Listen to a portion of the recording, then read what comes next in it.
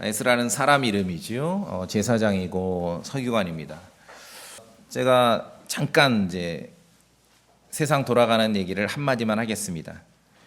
중동에 많은 나라가 있어요. 이제 대부분은 이슬람 나라죠. 이슬람교 나라인데 이제 우리는 그냥 이슬람이라고 하나로 보지만 그 들어가면은 지들끼리도 원수예요. 시아파가 있고 수니파가 있는데 시아파 수니파는요 로마 카톨릭 교회와 개신교가 이렇게 전쟁하는 그 역사보다 더 오래된 원수예요. 이 종교가 달라요.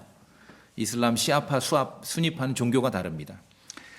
그래서 이제 그 수니파의 종주국이 사우디아라비아고 시아파의 종주국이 이란인데 원수예요, 둘이. 그렇죠? 원수예요.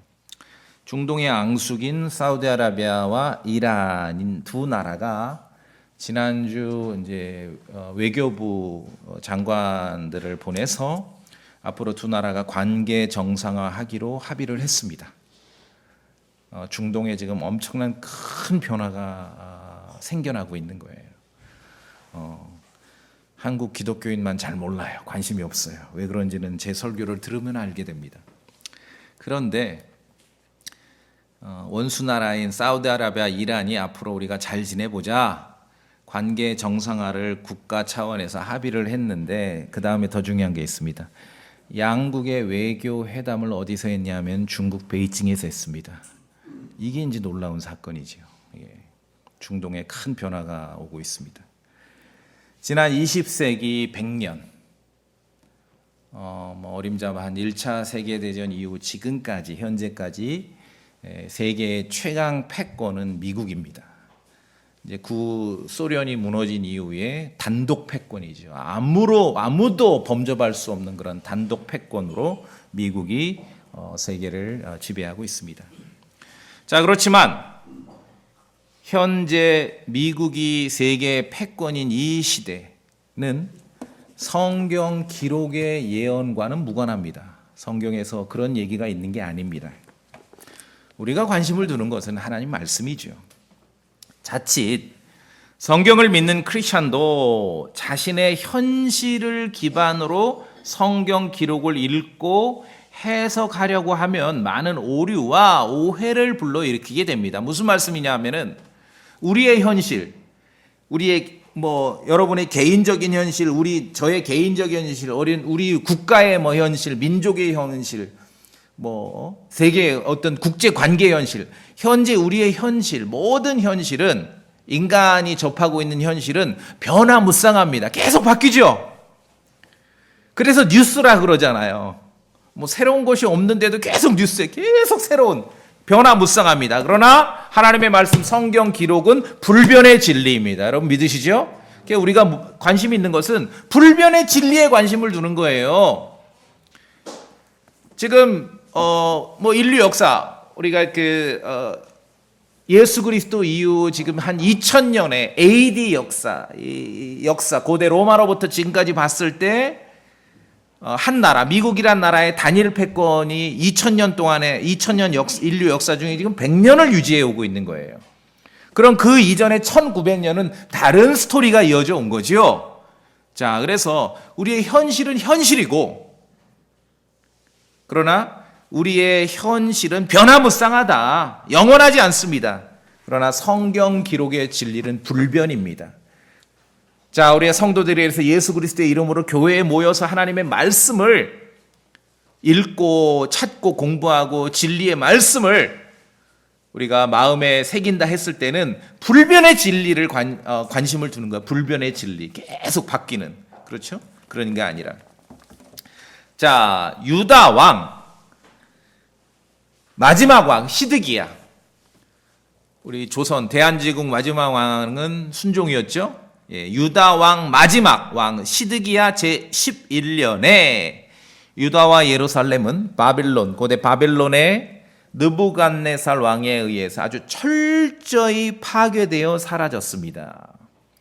예루살렘 그 도시를 밀어버렸고 성전도 싹 밀었어요. 그래서 금붙이 쓸만한 건 싹 걷어갔습니다. 벗겨서 걷어갔습니다.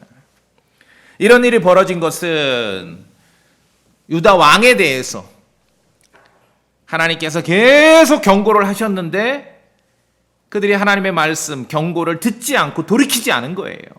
그래서 결국은 이런 결과가 빚어진 건데, 자, 오늘 본문 에스라 1장에서 바로 앞에 보시면 역대기하 36장이 있습니다. 제가 이제 이해를 돕기 위해서 문맥을 좀 읽어드릴게요. 36장 15절, 주 그들의 조상들의 하나님께서 자신의 백성과 자신의 15절 거처를 불쌍히 여기셨으므로 자신의 사자들을 통해 그들에게 말씀을 보내시되 일찍 일어나 보내셨는데도 그들이 하나님의 사자들을 조롱하고 그분의 말씀들을 멸시하며 그분의 대언자들을 학대하였으므로 마침내 주께서 자신의 백성을 향해 진노를 일으키사 끝내 그들을 구제할 길이 없게 되었더라. 계속 참아주신 거예요. 사실 유다 왕국은요 500년 왕국입니다. 대단한 거예요. 여러분, 전 세계에서 500년 왕국이 몇 개 안 돼요. 이건 대단한 거예요. 이 유다 왕국은요 정말 대단한 거예요. 대단한 역사예요. 이런 거 보면 한국 사람들은 감흥이 없는 이유를 제가 찾았어요. 왜? 우리는 500년 왕국이 껌이야. 조선도 500년, 고려도 500년, 신라도 500년, 뭐 1000년. 그러니까 별거 아닌 것 같아. 근데 그러니까 우리가 참 특별해요. 우리 말고 500년 왕국을 쉽게 찾아볼 수가 없어요. 인류 역사에서. 근데 계속 하나님의 대언자들, 사람들을 보내서 죄 짓고 말씀에서 벗어나면은 경고하고 책망하고 했는데 끝끝내 이제는 16절 끝에 보시면 이제는 약이 없어. 이제는 구제할 방법이 없어. 도무지 이제는 안 돼. 그래서 바벨론을 보내신 거예요. 17절에 보세요. 얼마나 비참하게 끝냈는지. 자, 17절 길지만 우리 한 호흡으로 천천히 한번 읽어볼까요? 시작. 그러므로 그분께서 갈대아 사람들의 왕을 그들에게 데려오심에 그가 그들의 성소가 있는 집에서 칼로 그들의 청년들을 죽이고 청년이나 처녀나 나이든 자나 나이 들어 등이 굽은 자나 불쌍히 여기지 아니하였더라. 그분께서 그들을 다 그의 손에 주시고, 처참하죠? 노약자 안 봐줍니다. 18절, 또 큰 것들이든 작은 것이든 하나님의 집의 모든 기구와 주의 집의 보물과 왕과 그의 통치자들의 보물을 그에게 주시니 그가 이 모든 것을 어디로 가져가요? 바벨론으로 가져가느라. 싹 좋은 거, 사람은 죽이고 좋은 거는 싹 걷어서 바벨론으로 가져가는 거예요. 남은 사람, 다 죽지 않고 일부 살아남은 사람은 역시 잡아서 바벨론으로 잡아간 거예요. 바벨론 포로 시대라고 말하죠. 그래서 유다 사람들은, 유대인들은 이때 시드기야 유다 마지막 왕인 시드기야 11년에 바벨론에 의해서 완전히 파괴되고 멸망했습니다. 왕국이 멸망했어요. 500년 왕국이 사라진 것입니다. 그 후유증이 얼마나 대단하겠습니까? 500년 왕국이 잘났던 못났던 500년 왕국이 존재했을 때가 있는데 그게 사라졌습니다. 일부 살아남은 사람들은 바벨론으로 사로잡혀갔습니다. 역사에서 이제 예루살렘 성전의 역사는 끝장난 것입니다. 바벨론에 의해서. 사로잡혀서 바벨론 땅으로 이주해 간 사람들은 그곳에 당대 이제 고대 바벨론이 세계 패권을 쥐고 있었거든요. 근데 왕조가 바뀌어. 얼마 안 가요. 바벨론도. 이 500년 왕국이 그렇게 쉬운 게 아닙니다. 왕조가, 페르시아로 왕조가 바뀔 때까지 그들은 거기 살았습니다.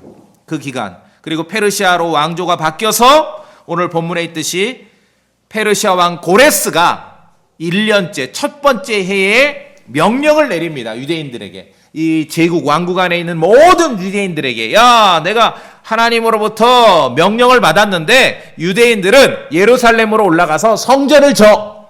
그렇게 시키라고 하나님이 나한테 지시하셨어. 이 명령이 내릴 때까지 70년의 시간이 흐른 것이에요. 그래서 우리가 바빌론 포로기 70년이라고 말하죠. 유대인들은 주님의 말씀을 배반했고 악하게 처신했고 불쌍히 여기셔서 계속 경고를 하고 사람을 보내셨는데 다 무시했고 하나님께 돌아오지 않아서 망했습니다. 완전히 망했어요. 그 호화찬란했던 솔로몬의 성전이 흔적도 없이 사라져버린 것입니다. 많은 사람들은 죽고 살아남은 사람들은 포로로 잡혀간 거예요. 포로로 남의 땅에 잡혀가는 게 참 그 비참하지 않습니까? 가끔 우리 그런 왜 영화 보잖아요. 막 쫙 포로로 잡혀가요. 소망도 없고. 그렇죠. 바벨론으로 잡혀간 유대인들은 그곳에서 여러 가지 이제 고생하고 여러 가지 종로릇하고 하면서 예루살렘을 기억하고 추억하고 자기들이 왜 그랬을까? 이제 그런 회개와 후회도 있었겠죠. 그런 장면을 시편 137편에서 이렇게 시로 기록하고 있습니다. 한번 보세요. 시편 137편.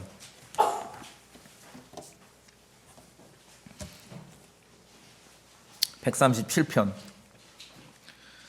1절 137편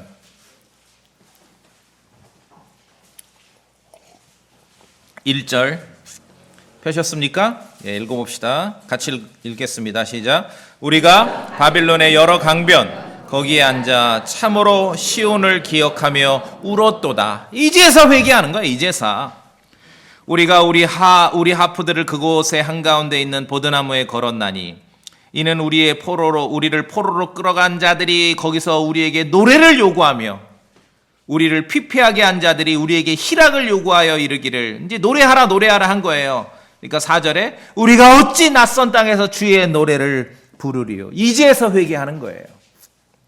바빌론 강가에서 시편 137편. 성도님들 중에서 조금 이제 연차가 되신 분들은 옛날 노래예요. 1978년 독일의 이 보컬 그룹 보니엠이라고. 저도 보니엠을 알아요. 보니엠 아세요? By the rivers of Babylon. 근데 이게 가사가 킹제임스 성경 137편 똑같아요. 근데 중요한 거는 이게 참 슬퍼하고 후회하고 하나님께 회개하고 고향을 그리워하는 노래인데 보니엠 그 노래는 디스코야, 디스코. 나이트클럽에서. 이게 조롱하는 건지 희롱하는 건지. 어쨌든 근데 그 바빌론 강가에서라는 그 노래가 멜로디는 경쾌하지만 그 가사나 그 기원은 시편 137편이에요. 그렇게 비참하게 무너진 유대인들이 이제 바빌론 강가에 가서 자기들 보고 노래하라 그러는데 어떻게 우리가 노래할 수 있겠냐? 낯선 땅에서 어떻게 주님의 노래를 하겠냐? 그러면서 그 한번 나중에 끝나고 보세요. 유튜브 같은 데 있으니까 막 디스코 추면서 나의 마음에 내 입술의 말씀과 내 마음의 묵상이 주님께 받아들여지길 원합니다 하면서 막 춤을 춰. 이게 지금 조롱하는 건지 말씀을 선포하는 건지. 근데 하여간 이 가사가 킹제임스 성경 그대로입니다. 그 스토리입니다. 이 바빌론 강가에서. 자, 유다 왕국 예루살렘을 망하게 했던 고대 바빌론도 망했습니다. 그리고 그 다음에 페르시아로 바뀝니다. 패권이 넘어갑니다. 이제 왕조가 바뀌자 유대인에 대한 정책도 바뀝니다. 오늘 본문에 있듯이 페르시아 왕 고레스 제1년에 고레스라는데 영어로 사이러스라고 하기도 하고 세계사 책에서는 키루스라 그래요. 요새 이제 아이들은 키루스라고 배우는데 고레스 제1년에 예루살렘에 성전을 건축하라는 명령을 내립니다. 근데 그냥 내린 게 아니라 기가 막힙니다. 2절 보세요. 에스라 1장 2절에 페르시아 왕 고레스가 이같이 말하노라. 주 하늘의 하나님께서 땅의 모든 왕국을 내게 주시고 내게 명하사 하나님으로부터 명령을 받은 것이에요. 명령을 내립니다. 예루살렘 성전을 건축하라고 유대인들은 올라가서 명령을 내립니다. 자, 이때 이제 고레스의 명령에 의해서 물론 이제 지도자가 있어야죠. 스룹바벨이라는 지도자의 인도하에 5만 명이 예루살렘으로 귀환을 합니다. 페르시아 서울의 외국어 대학교 가면 지금도 페르시아어과가 있어요. 페르시아어과가 있는데 물론 이제 페르시아어를 지금 페르시아는 이제 이란입니다. 이란인데 페르시아어는 이란에서만 쓰는 건 아니고 아프가니스탄에서 쓰고 주변에 좀 써요. 페르시아는 그런데 현재 이란 땅에 있었던 왕국입니다. 지금 이란이 페르시아예요. 자, 말씀드린 대로 우리의 현실을 가지고 성경을 이해하려고 하면은 오해와 오류가 발생할 수 있다고 말씀드렸죠. 자, 지금 우리의 현실은 뭡니까? 현재까지 지난 100년 전부터 지금까지 세계의 유일한 패권은 미국입니다. 아직까지는 아무도 범접할 수가 없어요. 이건 사실이에요. 이게 우리의 현실이죠. 그럼 현재 우리의 현실, 미국 유일 패권인 세상의 그 시각으로 세계를 바라보면은, 자, 오늘 페르시아가 이란이라 그랬죠? 페르시아나 이란을 바라보면은 이거는 골치 아픈 나라고, 무시무시한 나라고, 사람 살만한 곳이 아닌 나라처럼 이제 우리도 이미지를 이렇게 각인됐어요. 왜 그럴까? 우리랑 여러분 뭐 이란 사람하고 원수진 거 있습니까? 왜 그럴까? 그건 어쩔 수 없어요. 시대가 그런 거예요. 미국 유일 패권 세상이기 때문에. 그래서 이제 헐리우드 영화 보면은 그 옛날 그리스랑 페르시아가 패권을 가지고 경쟁했을 때 페르시아 사람들을 아주 야만 민족으로 묘사를 했어요. 아주 무시무시한. 헐리우드 영화에 페르시아 사람들은 아주 무시무시한 야만 민족으로 묘사를 합니다. 자, 그러나 하나님의 말씀을 보니까 아주 오래전에, 지금은 이란이지만 페르시아가 바벨론 이후에 세상의 패권을 차지하던 시절이 있었습니다. 그런데 성경을 보니 페르시아가 세상의 패권을 차지하고 있던 그 시절에 페르시아에 있던 여러 왕들은 하나님을 잘 믿는 왕들이 많이 있었습니다. 그 중에 첫 번째가 고레스예요. 사이러스, 키루스. 예루살렘 성전에 관해서 명령을 내렸어요. 하나님이 나에게 이렇게 시켰다. 너희들도 그렇게 하라. 그리고 뿐만 아니라 이 고레스의 명령은 에스라 1장 1절에 있는 대로 이 명령이 내려와서 목적이 있는데, 첫째는 예루살렘 성전을 짓는 것이고, 두 번째 1장 1절에 보니까 주께서 예레미야의 입으로 하신 주의 말씀을 이루시려고 몇십 년 전에 이러한 일이 예언되어 있었습니다. 예레미야를 통해서 주님께서 설교를 하셨습니다. 대언하셨습니다. 예언하셨습니다. 예루살렘 성전에 대한 고레스의 명령은 몇십 년 전에 있었던 예레미야를 통한 주님의 말씀을 성취하시기 위한 목적이 있었다는 것이죠. 자, 지금 시각이 아니라 이 시대로 가면은 그 시대의 세상 패권은 페르시아였어요. 지리적으로 인도에서부터 에티오피아까지 지배했다 그랬습니다. 페르시아가 엄청난 거예요. 인도에서부터 에티오피아까지. 그 세계적인 제국의 역사가, 세계의 역사가 에스라 1장 1절에 하나님의 말씀을 이루어지게 하기 위해서, 하나님의 말씀이 성취되게 하기 위해서 세계 역사가 움직이고 있었다는 사실이에요. 이걸 우리가 성경을 통해 봐야 됩니다. 자, 예레미야는 유다 왕 요시야 시대부터 설교를 했습니다. 막바지에 왔을 때, 이제 마지막으로 막 반짝 한번 부흥이 있었을 때, 유다 왕 요시야 왕 때부터 설교를 했는데, 그 이후로 유다 왕국이, 예루살렘이 서서히 망해가는 모습을 끝까지 지켜봤던 사람이 예레미야예요. 유다 역사, 예루살렘 역사에 있어서 예레미야는 마지막 기회였습니다. 아까 우리가 역대기야 36장 16절에 본 대로 더 이상 이제는 치유책이 없다, 약이 없다라고 했을 때 바벨론이 왔는데, 그 마지막 기회가 예레미야였거든요. 예레미야의 그러한 경고도 그들은 받아들이지 않았던 것이에요. 왕국과 성전이 비참하게 처참하게 사라져가는 그 모든 순간을 지켜봤던 사람이 바로 예레미야입니다. 그런데 그 순간 하나님께서는 예레미야를 통해서 바벨론 시대가 그런데 영원히 지속되지 않는다, 70년으로 끝날 거다라고 알려주셨습니다. 자, 예레미야서로 봅시다. 예레미야서 25장. 예레미야서 25장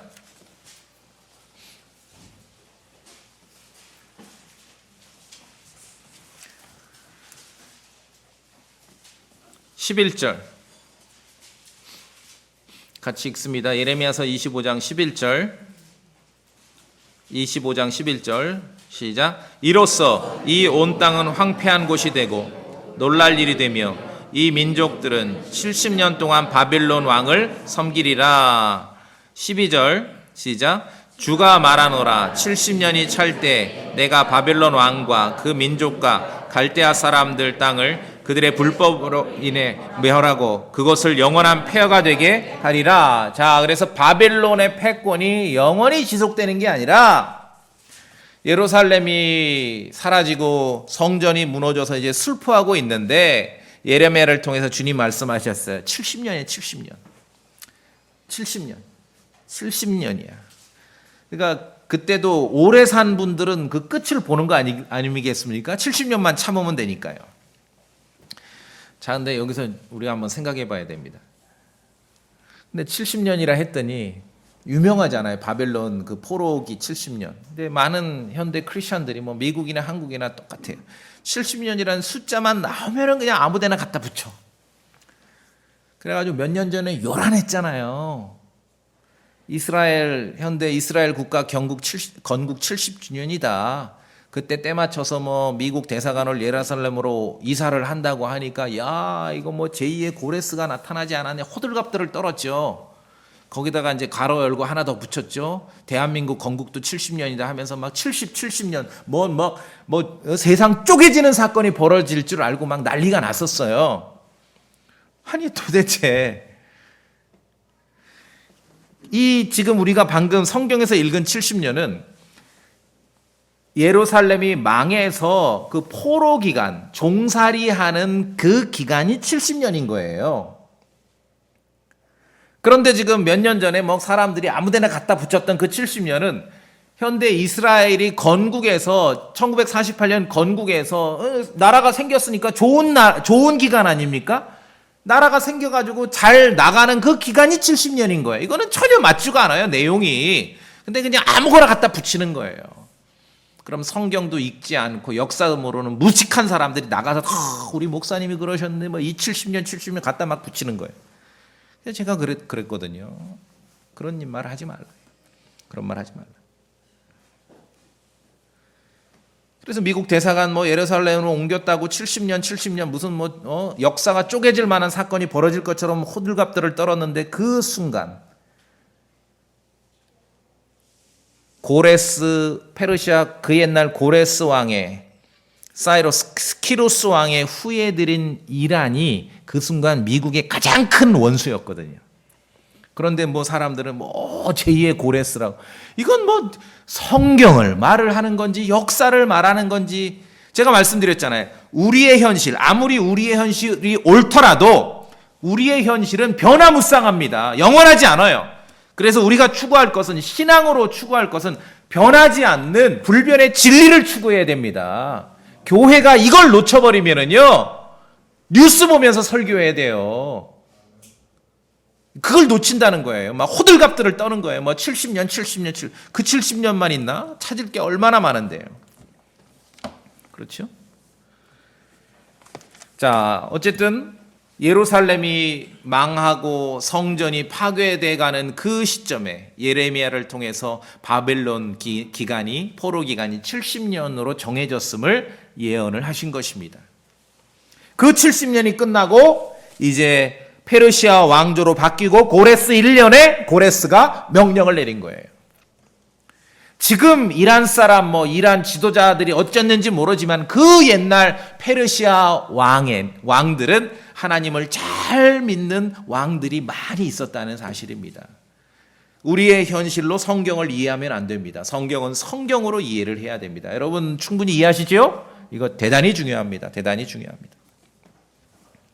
나중에 바빌론과 페르시아 두 왕국에 걸쳐 최고 고위직까지 올랐던 사람이 있는데 그 유명한 다니엘입니다. 다니엘은 아마도 이렇게 이제 성경을 읽다가 묵상하고 기도했던 것 같아요. 다니엘은 예레미야에게 임했던 말씀이 70년이라는 그 기간이 한정됐다는 사실을 깨달았어요. 그리고 나서 그가 금식하며 회개했습니다. 하나님 우리가 이렇게 하나님 말씀에 불순종하고 말 듣지 않다가 이런 꼴을 당했는데 그래도 하나님께서는 70년으로 딱 이 기간을 제한해 주셨군요. 자, 다니엘서 9장 한번 봅시다. 다니엘서 9장.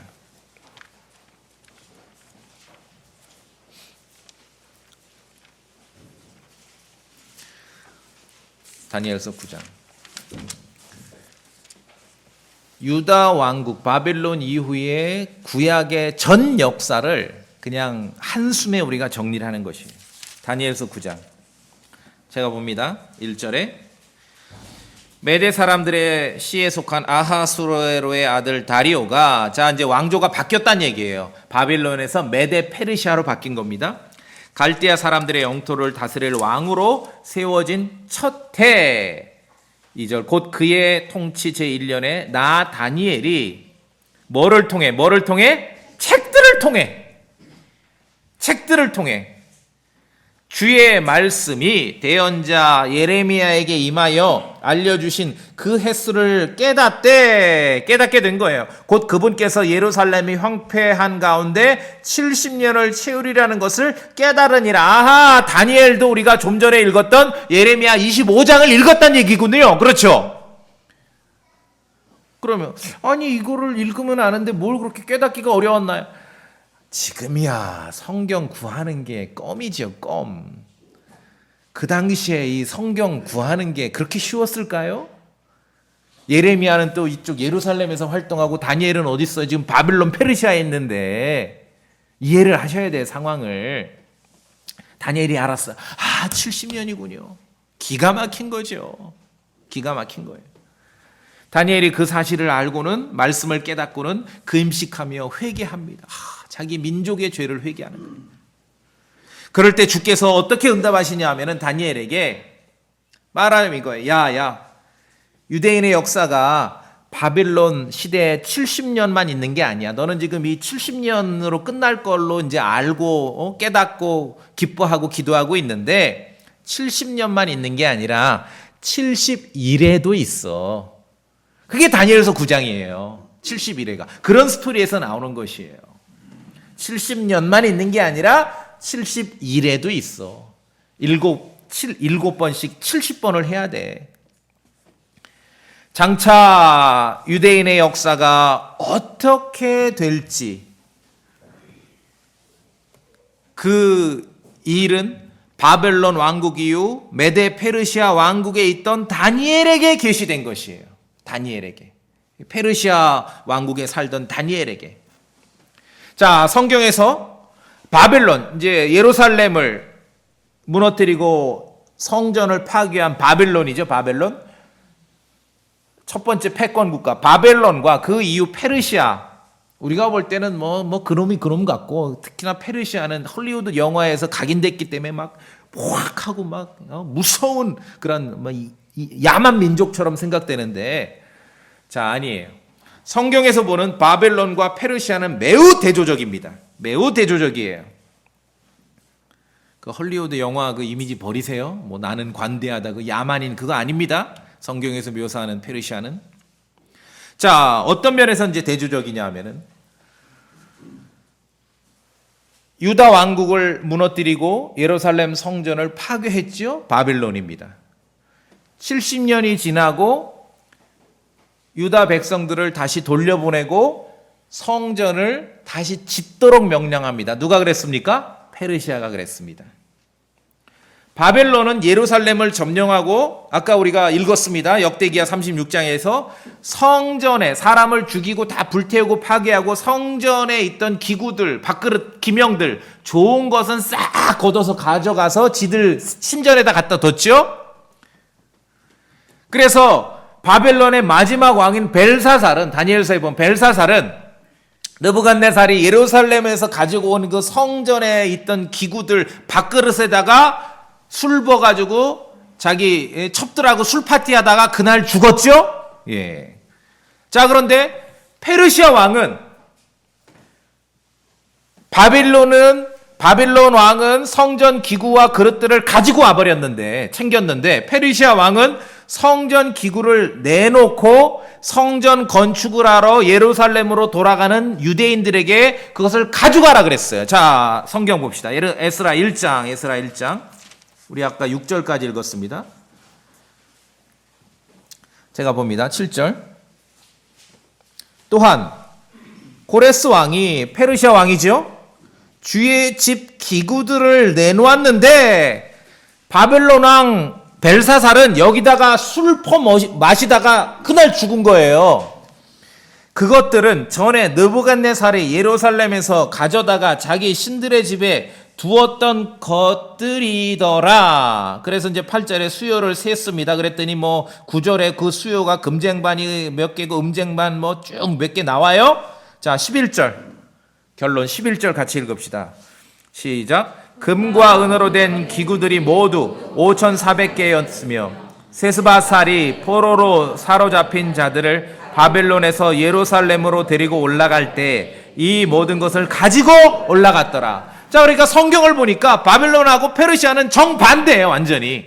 여기는 무너뜨리고 잡아가고 죽이고 파괴하고 성전에 있는 좋은 것들을 싹 걷어가고, 페르시아 왕은 오히려 격려하고 보내고 성전 지라 그러고 뺏어갔던 거 다시 돌려주고.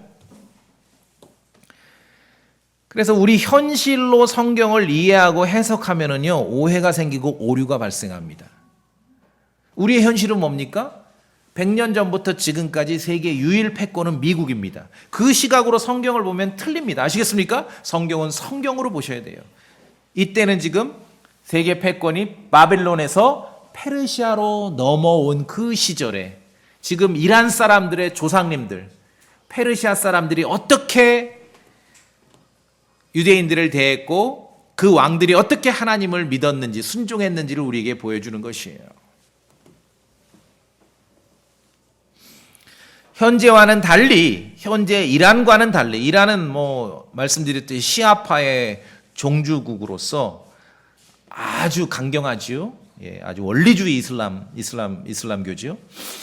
현재와는 달리 아주 오래전에 페르시아 왕국이 세계의 패권 국가일 때, 보니까 아까 말씀드린 대로 지도를 보면은 인도에서부터 에티오피아까지 통치를 했다 그래요. 페르시아가. 그러한 어마어마한 제국으로 존재할 때 페르시아 왕들은 하나님의 말씀에 순종했고 유대인들을 보호했고 유대 사람들을 예루살렘으로 돌려보냈고 성전 건축을 지원했고 바벨론 왕이 성전에서 빼앗아온 모든 기구들을 다시 돌려보냈습니다.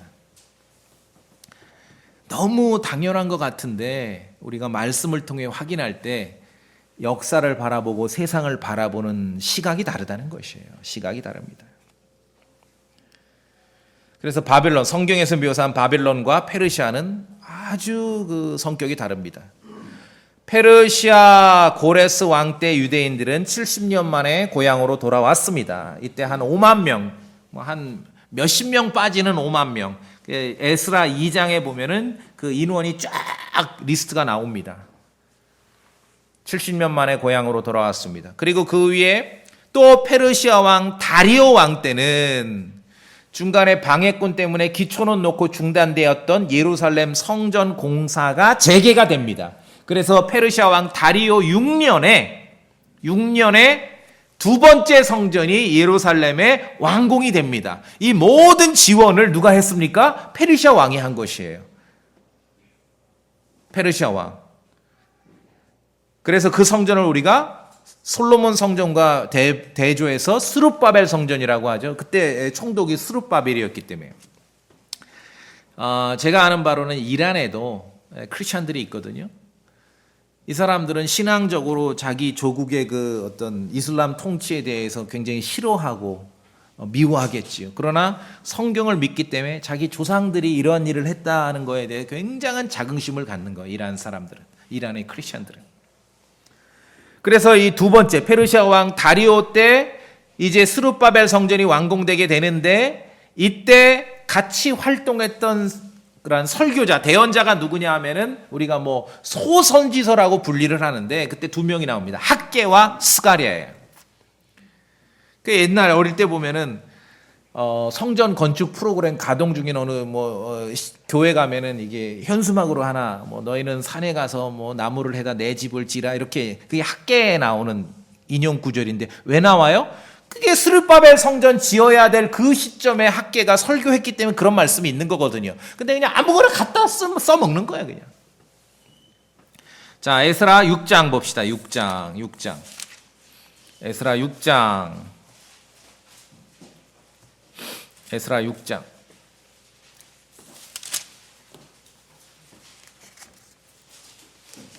제가 14절 봅니다. 6장.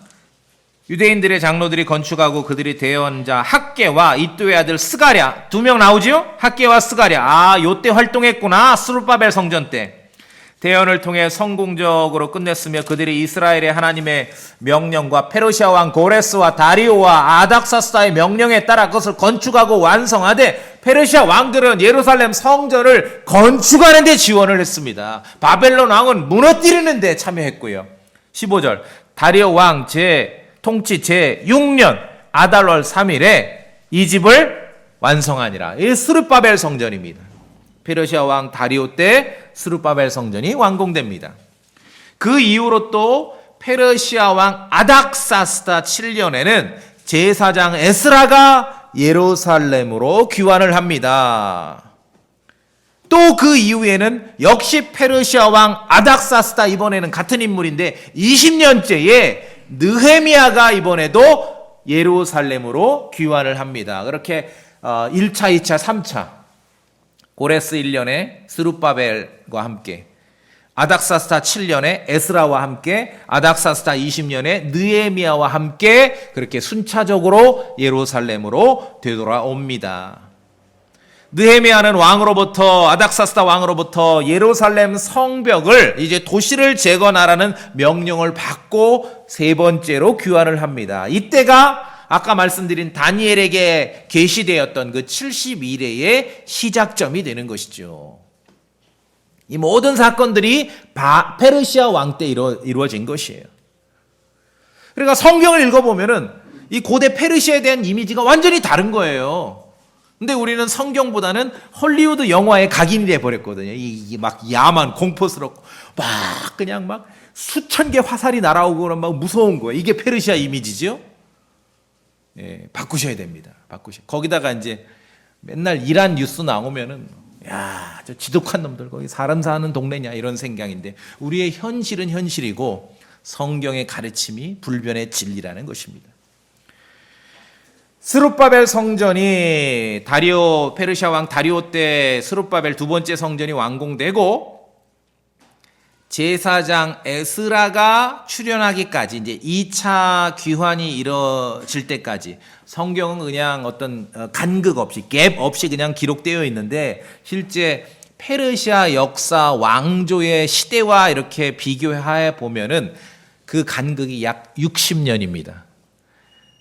스룹바벨 성전이 완공되고 에스라가 돌아올 때까지 역사가 60년이 흐른 거예요. 60년. 무슨 말씀인지 아시겠어요? 바벨론 포로 시대가 몇 년이에요? 70년이죠. 하나님의 말씀에 불순종해서 한 번 망가진 역사는 쉽사리 회복되기가 어려워요. 그렇게 그냥 한 번에 그렇게 해결되는 게 아니에요. 인간의 역사는 망하는 것도 그렇게 점차적으로 망해가고 그것이 회복되는 것도 그렇게 한 번에 회복되는 게 아니라는 거예요. 이 교훈을 우리가 얻어야 됩니다. 그만큼의 시간이 또 흘러야 되는 것이에요. 그만큼의 시간. 바벨론 70년 포로 기간을 보냈습니다. 그리고 페르시아 왕에 의해서 귀환이 시작됐는데 이스라엘 역사가 완전히 회복되기 위해서 바벨론 70년 기간만큼의 시간이 또 필요했다는 것입니다. 이게 역사예요. 이게 역사예요.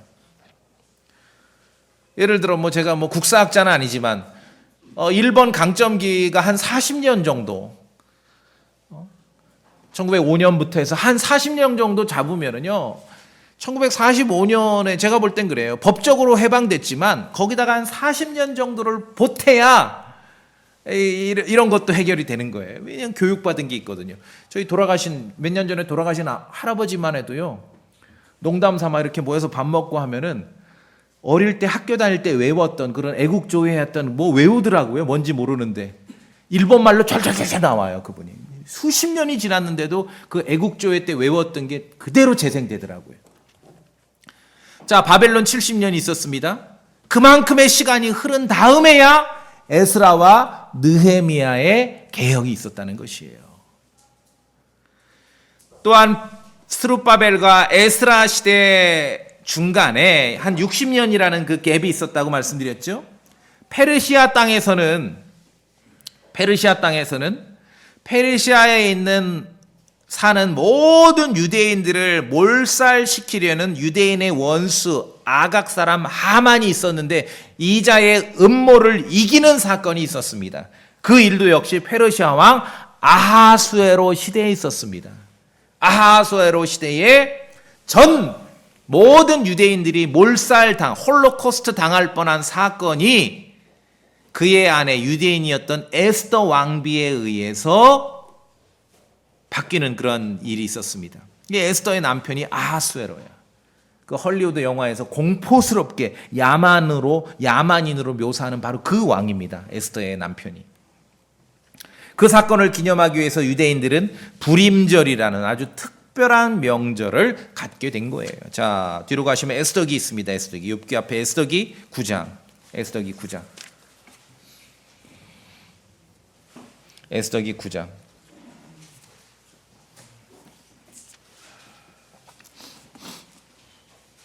에스더기 9장.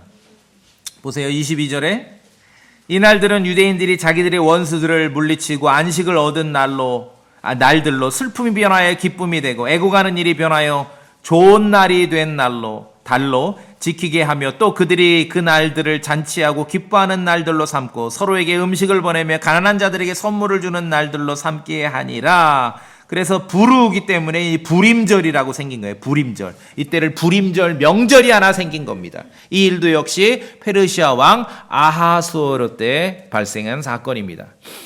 페르시아 왕국에서 유대인들은 보호받았고 번성했습니다. 성전이 재건됐습니다.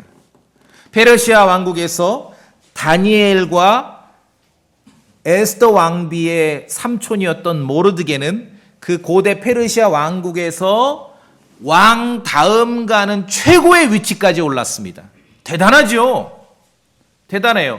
엄청난 제국이었거든요. 지리적으로 보세요. 고대 이 페르시아. 거기에서 왕 다음 가는 최고의 위치까지 올랐던 사람이 누구냐면 성경의 다니엘이고 에스더의 삼촌이었던 모르드게입니다. 모르드게예요.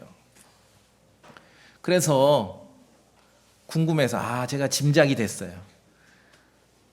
그래서 구글 지도를 찾아봤더니 아니나 다를까 현재 이란 땅에 모르드게와 다니엘의 무덤이 있어요. 이렇게 공원으로 있는 거예요. 왜냐하면은 찬란했던 자기 조상들의 가장 화려했던 그런 시절의 그 역사잖아요. 다니엘이나 모르드게는. 그렇죠?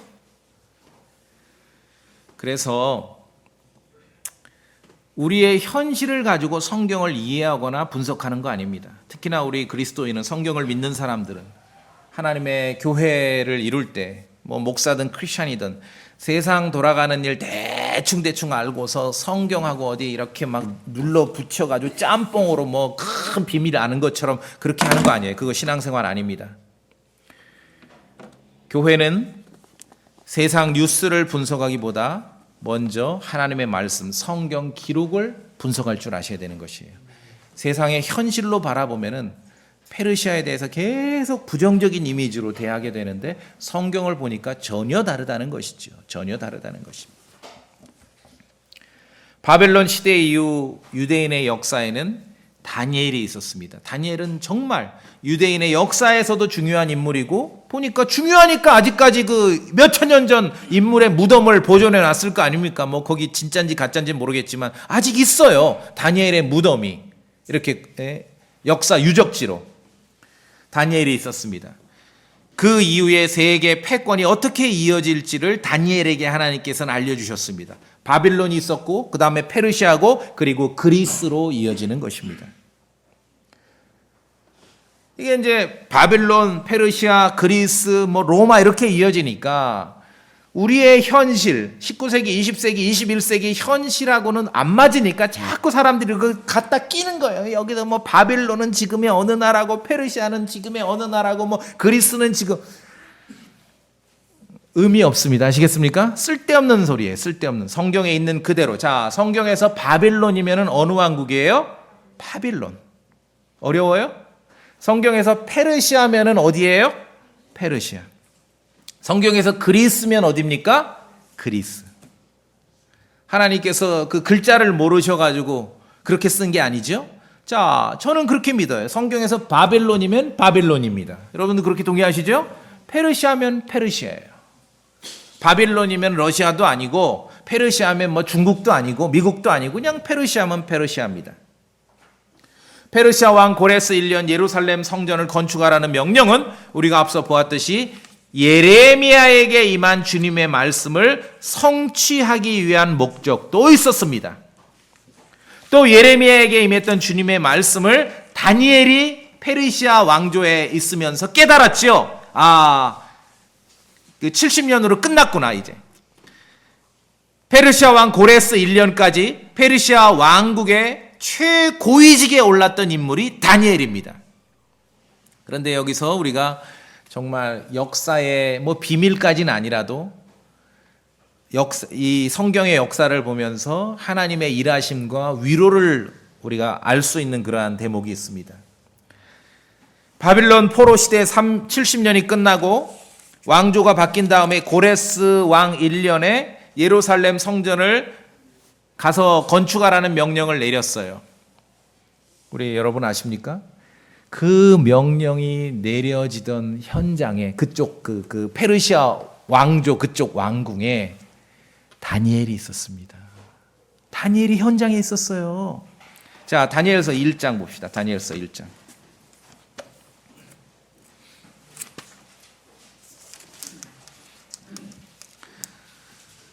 그냥 어쩌면 의미 없이 지나갈 수 있을 법한 말씀인데, 저는 이 말씀을 읽을 때 큰 위로가 됩니다. 하나님의 역사는 이렇게 다각도로 이루어지는구나. 다니엘서 1장 21절 보세요.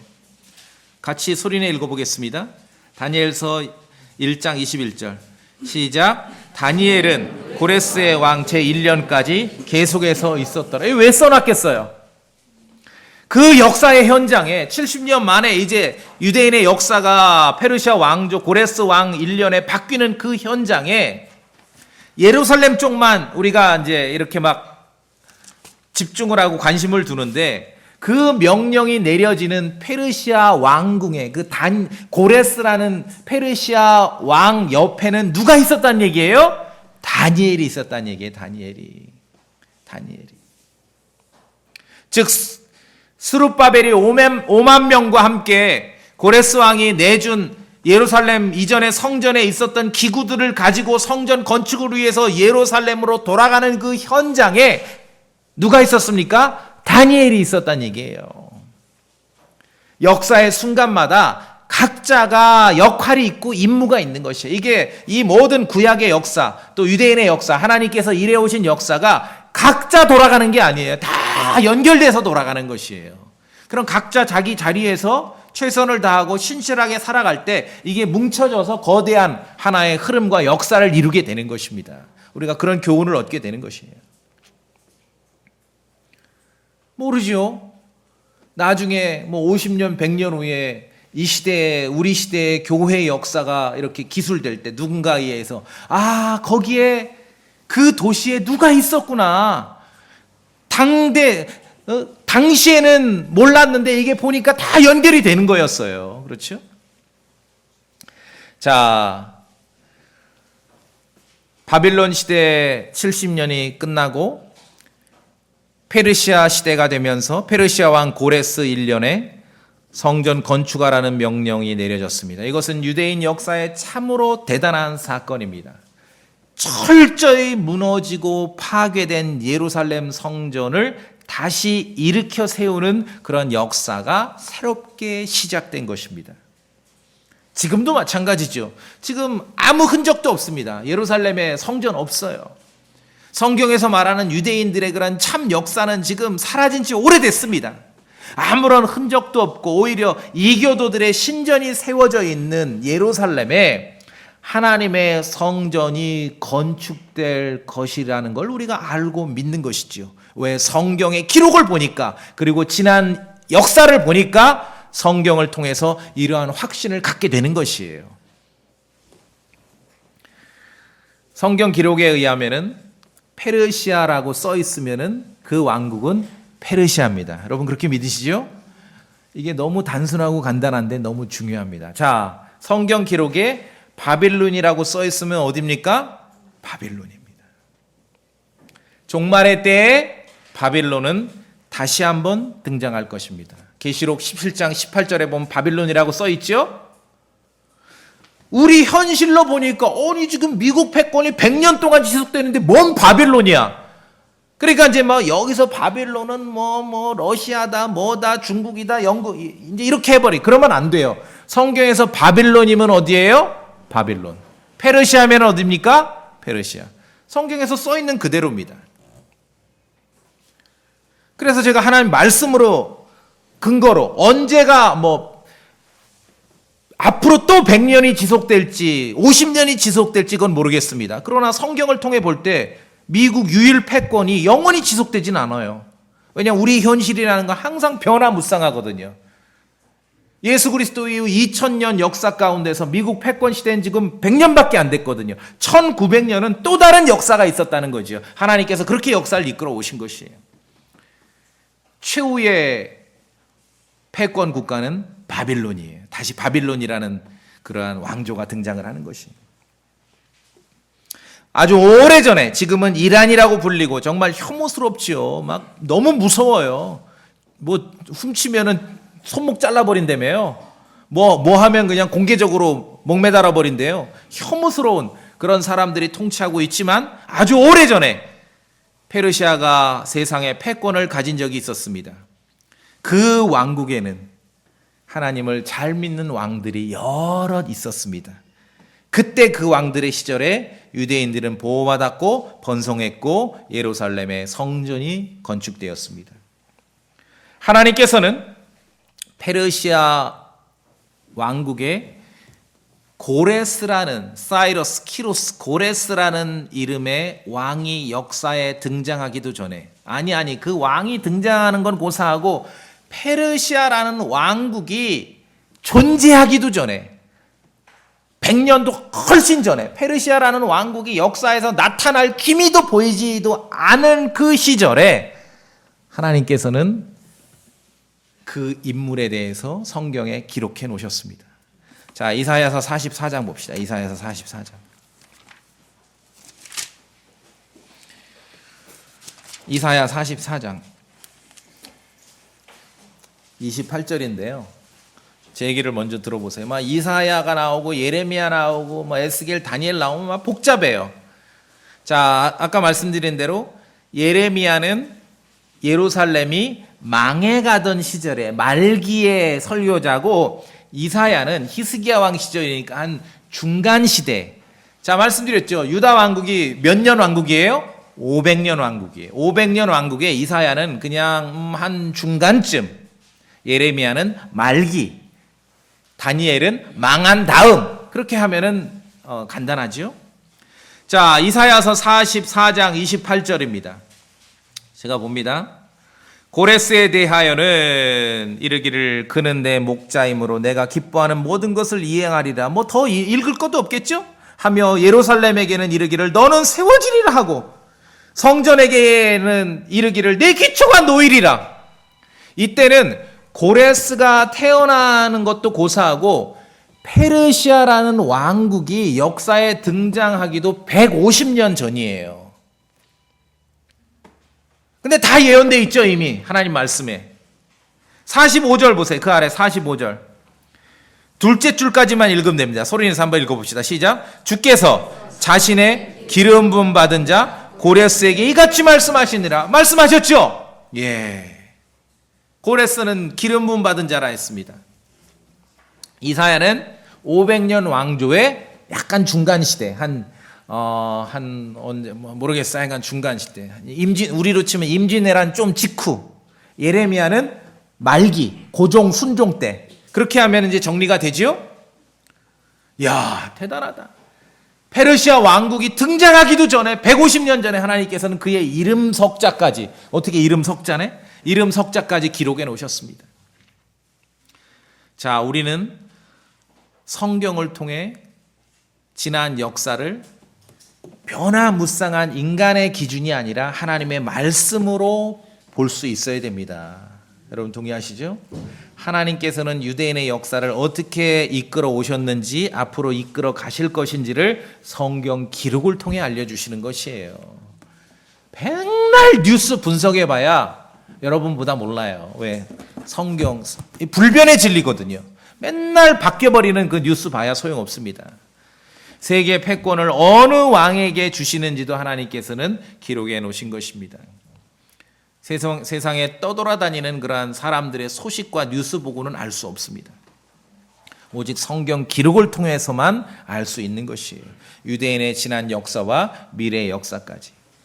페르시아는 고대 인도에서부터 에티오피아까지 대제국을 이뤘던 참으로 엄청난 왕국이었습니다. 그 왕국의 고레스라는 왕은 하나님의 말씀을 성취하기 위해서 그가 왕국을 움직였다는 것이에요. 성경을 통해 보니까 그 엄청난 화려한 역사가 하나님의 말씀의 성취를 위해서 그 세계 역사가 움직였다는 사실입니다. 여러분 이분의 동감이 되십니까? 예, 하나님 살아계시고요. 지금도 우리와 함께 하시고요. 우리를 통해서 이제 교회의 역사를 또 이루어가고 계신 것이에요.